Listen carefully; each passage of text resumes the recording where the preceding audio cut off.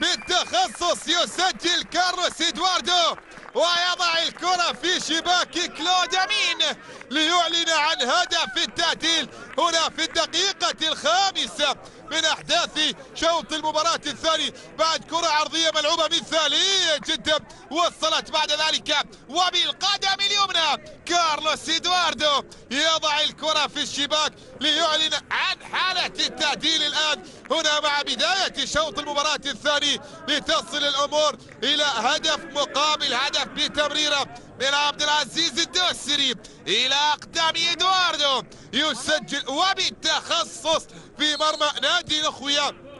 رابع أهدافه في مبارياته ضد نادي الأخوية. وصل إلى التعديل المعز علي ياخذ مكان مونتاري دافع هو من يضع الكرة في الشباك ويسجل في مرمى الكرة ليعلن عن تقدم الهلال في شوط المباراة الثاني.